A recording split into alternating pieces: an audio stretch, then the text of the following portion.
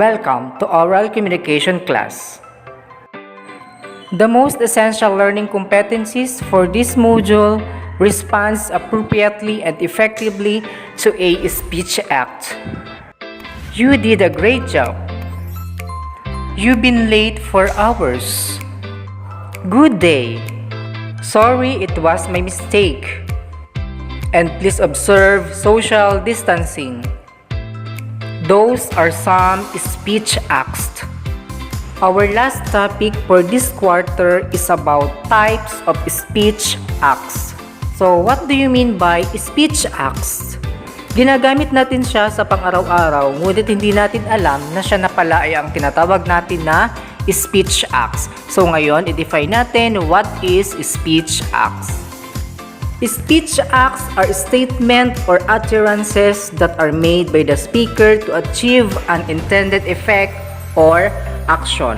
So dito, it may include word to several word sentences or several sentences.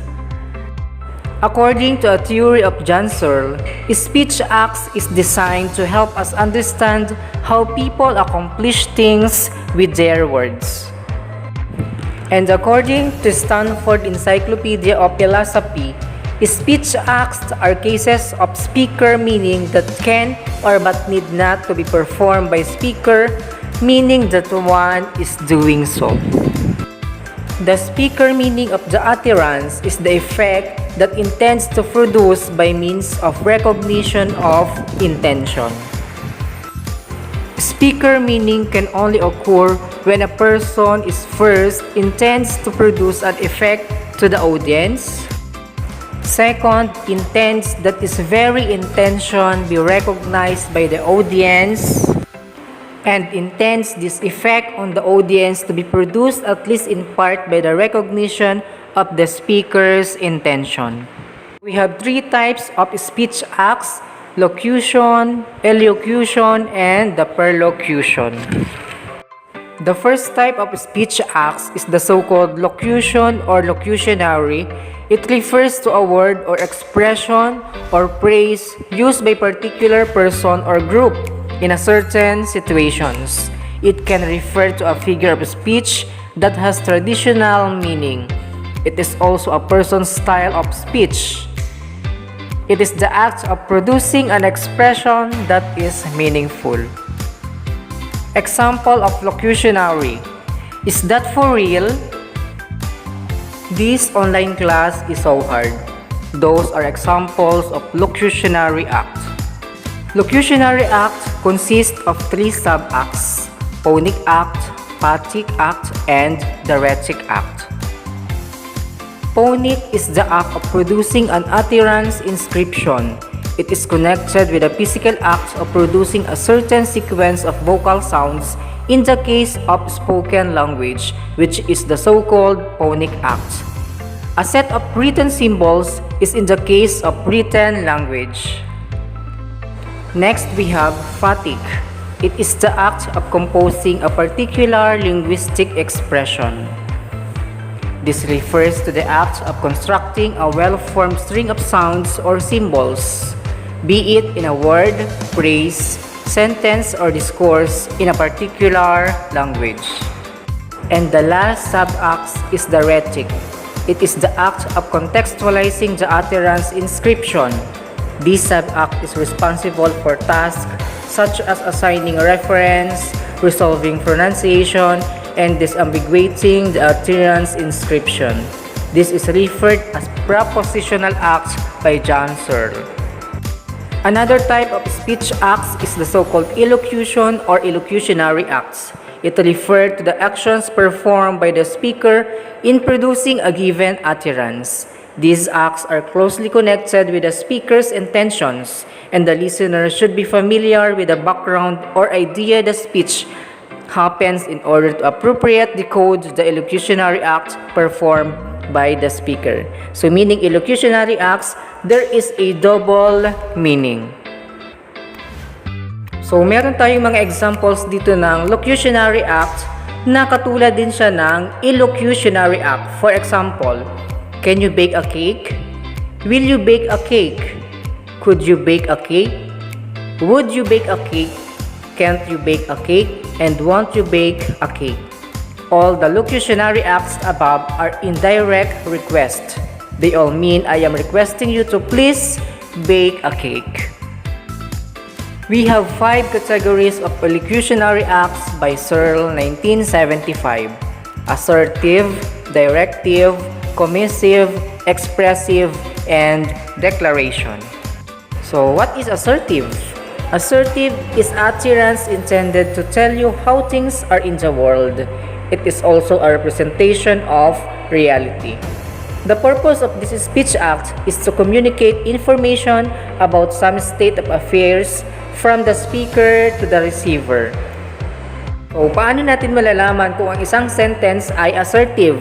So, malalaman natin siya kung ang sentence ay asserting, concluding, stating, claiming, describing, requiring, or suggesting. So, another is statement, description, classification, explanation, and clarification. Example of assertive.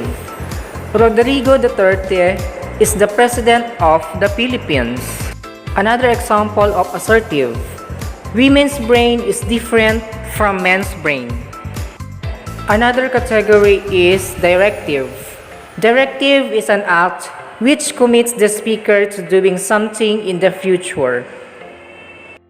It is not true or false like assertives, but it is either to be followed or to be unfollowed. The very purpose of this speech is to make the receiver do something or carry out some actions. For examples, ordering, requesting, commanding, daring, defying, and challenging. Example of directive. Anne, please stop playing Mobile Legends. Another example of directive. Will you accompany me to the wedding tomorrow?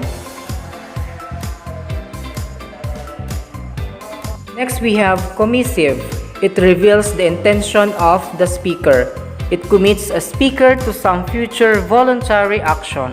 Of this speech act is to engage the speaker to carry out some future course of the action.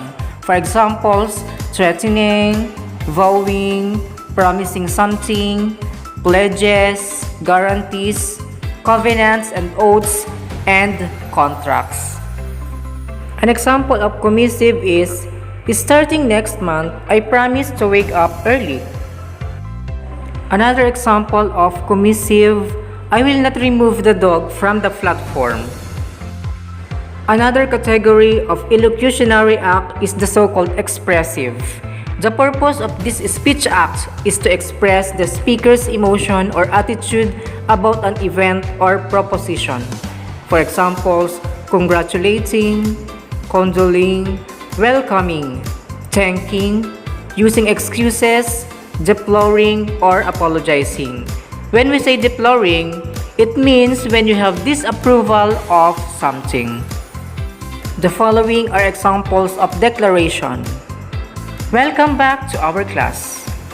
Another example, thank you for accompanying me to this wedding. And thank you, dear students, for subscribing to my channel. Those are examples of declaration. And the last type of speech act is perlocutionary. It is the act refers to the actions or state of mind brought about by or as a consequence of saying something. Examples, convincing, persuading, deterring, surprising, scaring, enlightening, inspiring, and impressing someone. I have the latest DSLR camera model. Would you like to borrow it? So this is an example of perlocutionary acts. Perlocutionary act is to impress the receiver or to be friendly.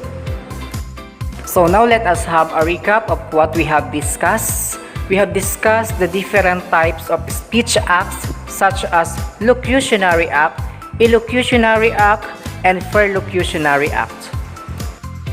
We discussed also the 5 categories of elocutionary acts such as assertive, directive, commissive, expressive, and declaration.